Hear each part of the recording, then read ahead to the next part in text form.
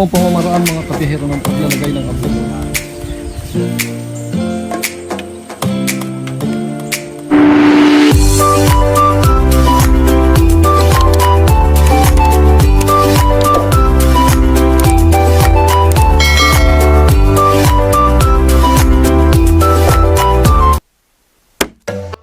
What's up mga kabihero? Yun nga po, nag-uumpisa na po tayo na ating po sa unang-una. Tatalian po natin itong ating mga sakong ito na ito po, ang laman po nito ay binhi ng luya. At ito po ay itatanim natin sa farm ng isa sa kaibigan po natin. At bilang pasasalamat po sa kanyang pagtitiwala ay tayo po ang ginawang tagapamahala po niya sa pagtatanim. At tayo po ay kumuha ng tao dito na makakasama po natin at siya po nating makakatulong. Kaya mga kabihero, umpisahan na po natin ang pagpiprepare ng binhi ng luya ng aking kaibigan. At ito po ay matapos naming kalian ay ititimbangin. Pagkatapos po ikakarga natin sa ating jeep at dadalhin po natin sa farm ni kaibigan.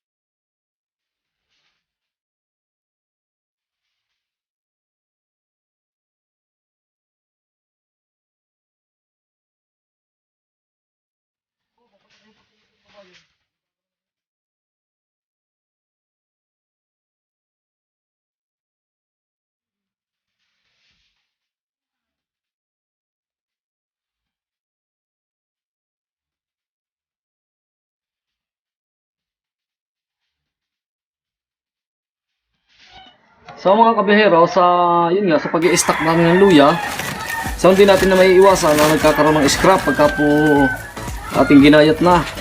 At yun po, halimbawa po tayo nag-stock, so yun po halimbawa may timbang na 1.5, hindi po masusunod yung 1.5 na timbang at yun po ay laging mababawasan dahil sa reseko mga kabihero. Okay. Kung po ang kaibahan nga po dito sa luya, eh, kahit po nabawasan naman ang timbang, yun naman pong bilang ng ating binhi ay hindi nababawasan. Maliban na lang po dito sa konting scrap na ganito. Kaya mga kabiyahero, kung yung halimbawa sa 1 tonelada, ang magiging binhi mo ay 37,000, so yun pa rin. Hindi pa rin mawawala. Yun pa rin ang magiging bilang ng iyong binhi.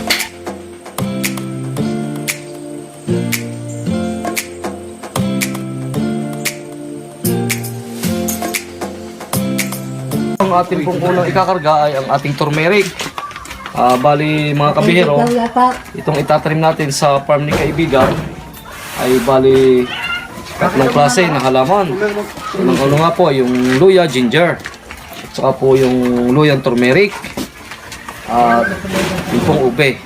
So yun po, may nagbilin din po siya sa akin ng nyog na pananim na makapunuan po at saka yung pong dwarf coconut na ilang piraso lang po yan mga kabihero.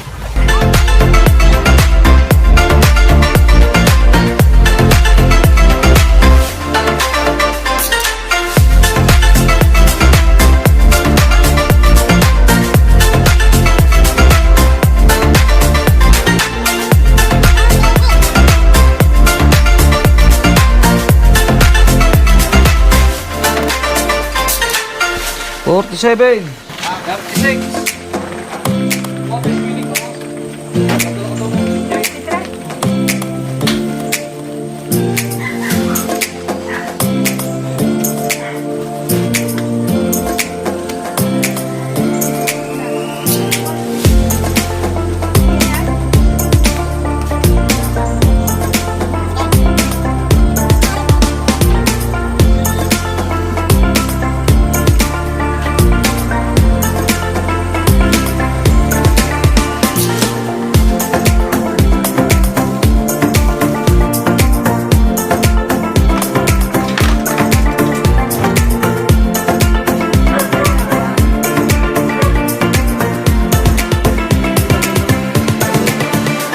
Ang aming isa sa itatanim pa namin sa farm ni kaibigan.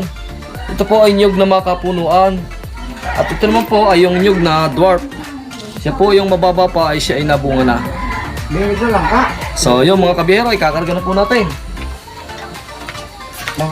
At syempre mga kabihero, ilang araw tayo doon na yun nga, doon tayo magtatanim, may kasama tayong tao. Syempre, hindi mawawala ang ating lutuan. At hindi natin po pwedeng gutumin ang ating mga tao. At hindi makakatrabaho pagka po siya gutom, kailangan may dala tayong lutuan. Okay? Yan po mga kabihero, naikarga na po natin ang turmeric, ube at saka ating luya na pananim nga at saka po yung mga niyog mga kabihero. At bukas po ay ready to ratsyada na si Pula para sa farm ni kaibigan.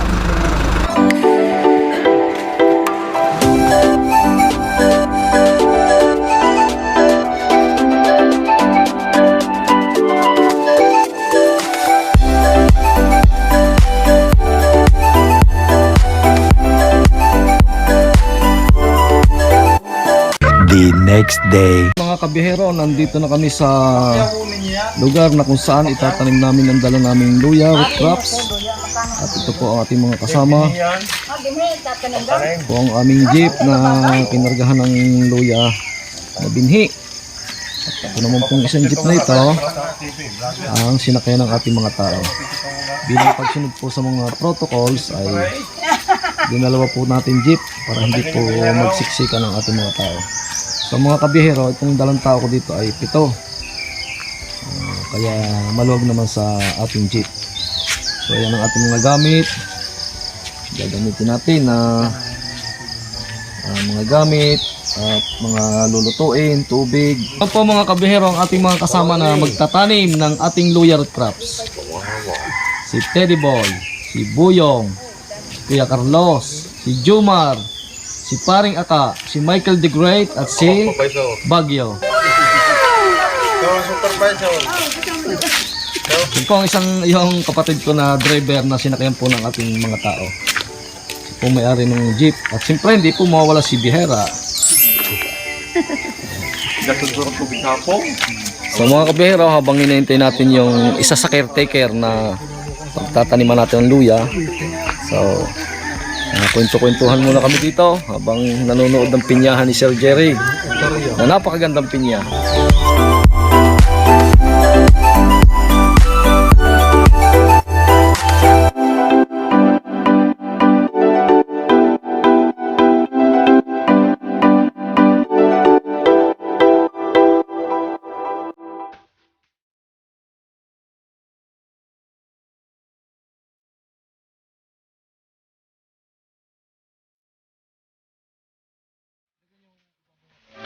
Dala-dala ko po ang gamit namin ni Bihera na gagamitin po namin yung mga tulad po ng damit. Siyempre hindi po mawawala ang damit at saka po yung mga banig na kumot gagamitin pong pantulog. Kaya mga kabihero, exciting mga kabihero ang gagawin natin ito. Kaya sana po mapanood yung video kong ito. At bukod po sa masasayahan po kayo, masisiyahan, marami pa po kayong matututunan. Kaya ito po ay para sa inyong lahat, aking mga mahal na kababayan at higit po sa lahat po ng sumusuporta kay Biherong Batanggenyo. Ito po ay para sa inyong lahat. Sa lahat ng OFW at saan mang sulok ng mundo na nakakapanood ng video ni Biherong Batanggenyo, ay maraming salamat po sa inyo.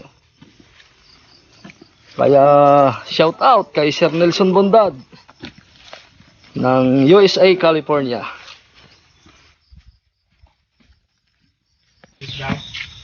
Ay sa wakas mga kabihero, nandito na kami sa bahay na tutuloyan namin sa loob ng 1 linggo mga kabihero. Teddy Boy po, talagang abalang-abala at gustong-gusto na pong magtanim. Sige. Ngayon magpiprepare lang tayo ng almusal natin at maya lang tayo tatanim na pagdating ng ating mga binhi. Tunghayan nyo po ang tanawin dito sa Sitio Balumbong, sa Barangay San Crispin, San Pablo City. Yan po si Michael the Great. Lagi po natin kasama yan.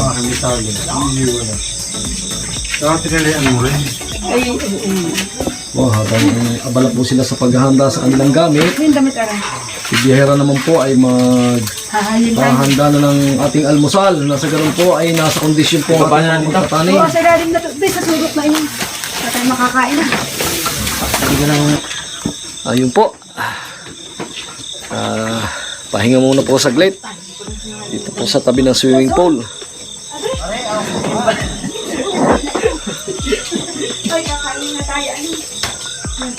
Shout out po sa lahat ng OFW. Mag-ingat po kayo lagi. Kasama po kayo naroroon. Lagi po nating isipin na hindi po natutulog ang Diyos para sa ating lahat mga kabihero. Kaya wag po tayong makalimot, humingi ng awa, dalangin sa ating buong may kapal at nasa ganun po ay happy together. Sinain niyo ako dahil. Plus pa ako gumising. Ako pa, yaw tayo rin nagising sa kaaga. Ako yun. Mamaya ako. Matuot na. Po mga kabihero, ang inihanda naming almusal. Adobong manok. Kanin.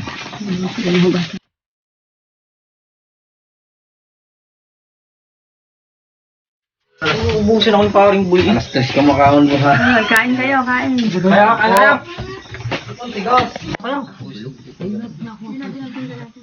Ay, medyo maluwag.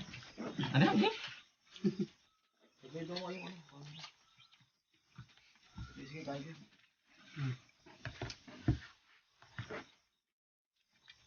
Sikat ng araw.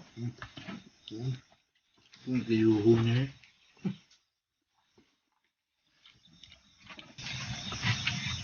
Kain po, kain po. Sir, kain po kayo. Nag-aalmusal po kami.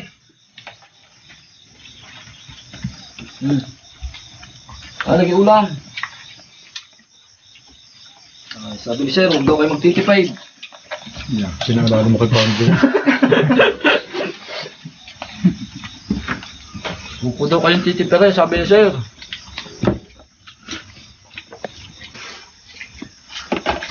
Tutuglingan na lang ang palay. Laro ng Sagiras. Tanim. Abi, ayaw mo na eh. Di turo na sa iyo.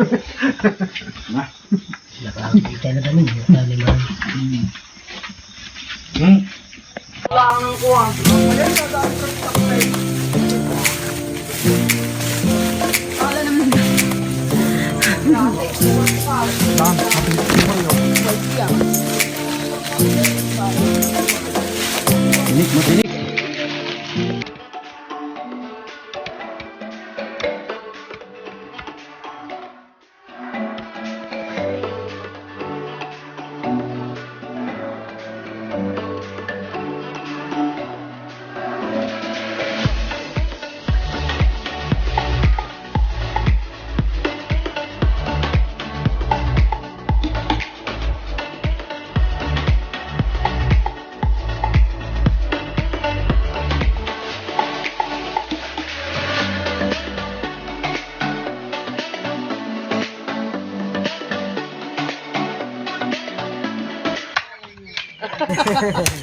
Sige ho, Sir. Uhaw. Maya-maya ulit tayo mag-usap.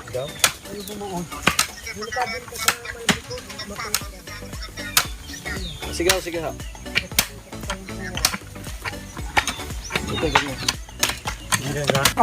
So yun po mga kabiyero. Hindi po natin maaaring hindi padadaanan uli ng ating asarol kasi po medyo mababaw po ang pagkaararaw. Kaya minabuti ko po na gamitan po uli ng ating asarol. Sa ganun po ay lumambot po ang lupa at gumanda po ating loyal crops.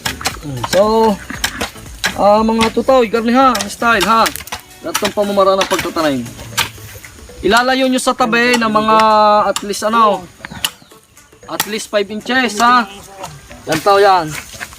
Talab na pare. Kung maaari wala nang pagitan. Talab na talab.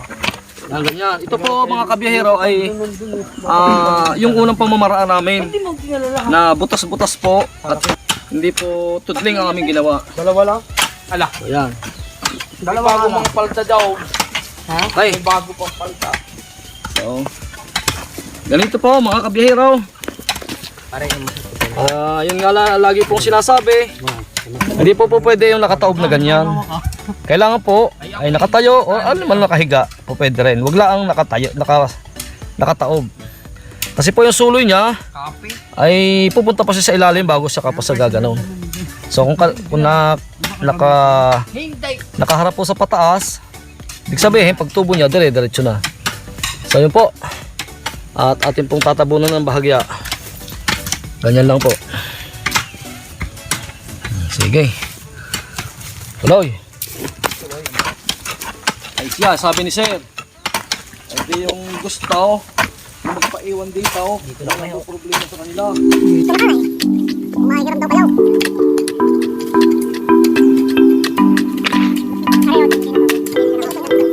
Yan sa mga bagong tanim. Ha? Yan. Pwedeng gahukan nyo ng ganyan. Pwedeng gahukan nyo naman walang problema. Ilalayo nyo lang ng 2 pie. 24 inches ang layo simula sa puno ha. Yan, ganyan. Yan. Lilikdangan na ninyo may ganito umulod. Lilikdangan na ninyo ha. Ito to. Yan katulad na rin. Lilikdangan ninyo to. Huwag nyo ilalapit sa puno. Yung sa... Lilikdangan lang nyo ng... Hindi, okay lang rin. Meron pa rin dalawa. Huwag ka ito. Hindi na kapagayaw. Sa bilog. Hindi ko kalapad, darito ng dalawa. Liyoy, daming pananim. Yan po, maitim-itim po ang kulay niya. So yun po ang natutugma sa ating loyal crops. Kaya yun nga lang po. Para mas magandang maging laman ng ating luya. Pangalawa ay may fertilizer nga po. At dapat po talagang malambot ang lupa. Yung kalay ko ng panabong para ganyan.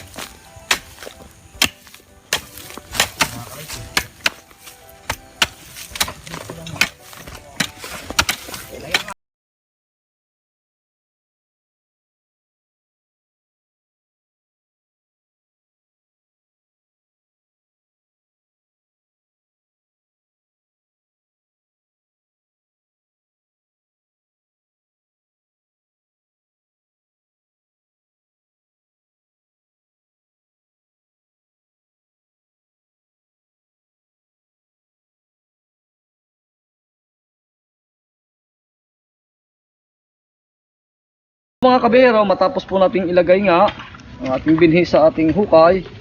So kung kayo po ay may ganitong kalaykay, ay mas mainam po na gumamit po tayo ng kalaykay at nasa ganun po ay pumantay ang ating lupa.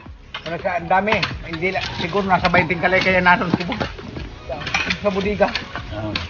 Para po pag ating kiniliban, wow, nilagyan ng fertilizer, nadala lang kami dito. siya po ay ika nga po ay pantay-pantay. Bahagya lang kung sa kalaykay.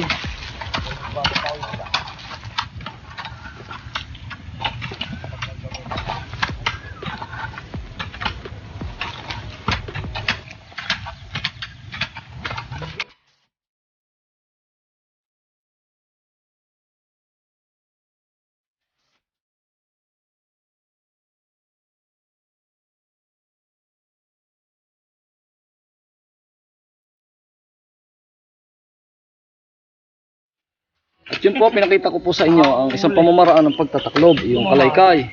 So po, pwede rin naman po na ika nga po, yung mismong kamay na natin ang itataklob natin. Yun po mga kabihero. Ito po.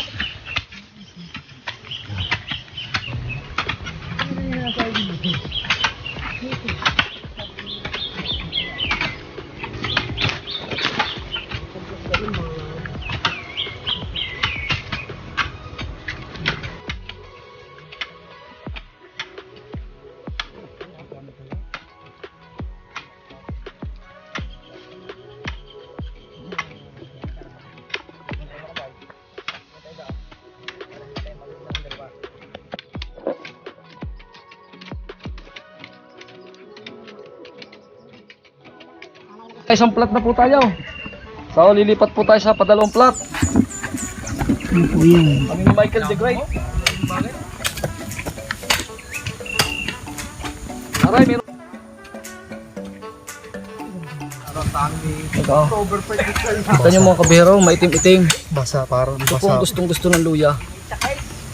Sana po ay loopit tayo ng Diyos na dumami ang laman at malalaki maging laman ng ating luyang tinatanim. Ayan. Basta yun nga po sinasabi ko. Sa ating po pagtatanim ay sasamahan po natin ng sipag at tiyaga. At laging huwag po tayo makakalimot tumawag dalangin. At yun po ay isang pamamaraan para po tayo magtagumpay mga kabihero. Magtagumpay tayo sa ating ginagawa.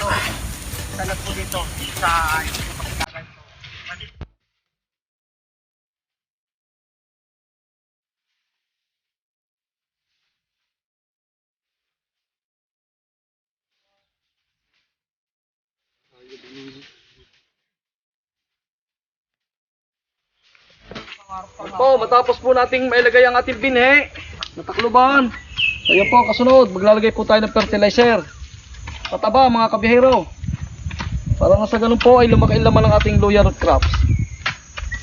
At dalawang klase pong fertilizer ang ating ilalagay dito.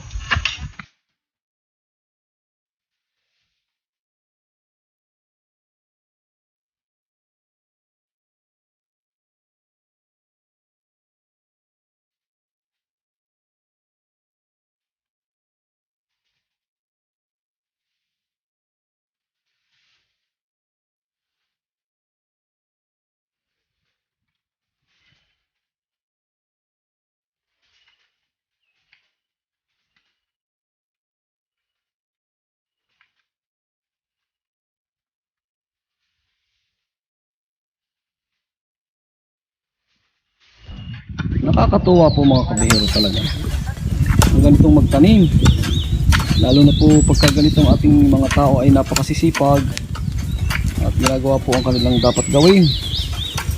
Kaya mga kabihero, kayo po ay magnais na magtanim ng mga halaman para po sa kinabukasan.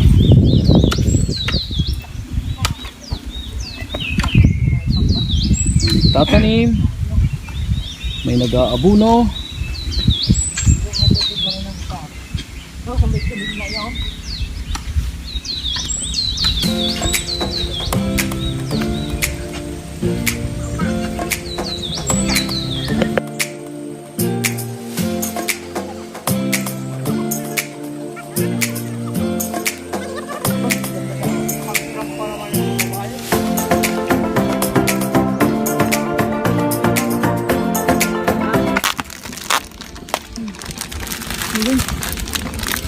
Kape at tinapay. Pag ay na-i-upload, papanoodin na yun ni paring nga daw. Ating pag-video, makita natin kung ano ginagawa naman yan. Kung makikita ko pagkain ni Joe.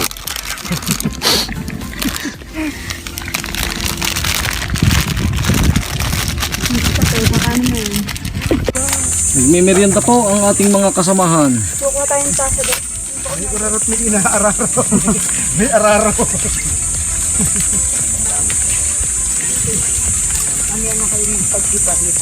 Sambal pa ba? Tuloy pa rin niya. Nakaupo na sa upo. Kaya mga kabihero, back to work ang ating mga masisipag na magtatrabaho.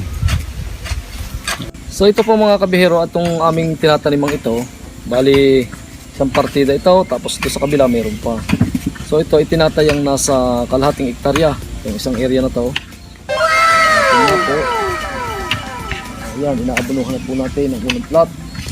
Yung susunod po diyan ay atin pong lalagyan ng kilib. Yung pong, ang kanilang pang kilib dito ay yung dayami ng palay.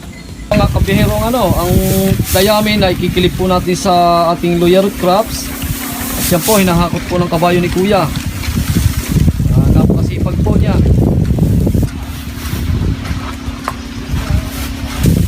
Mga kabihero, lalagyan na po natin ng kilib.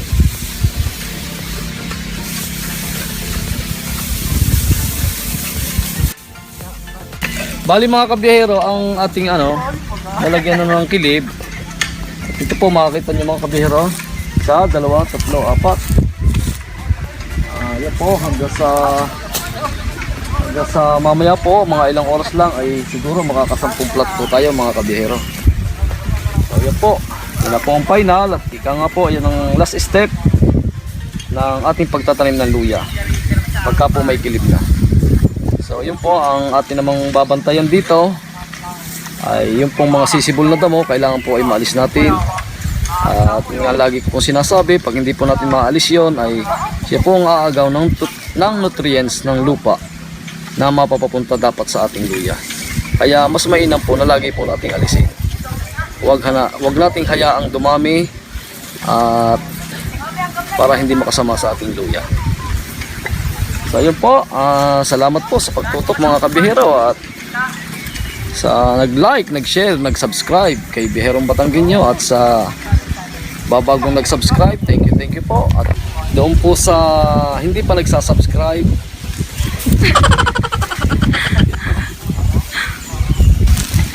at doon po sa hindi pa nagsasubscribe, please subscribe po.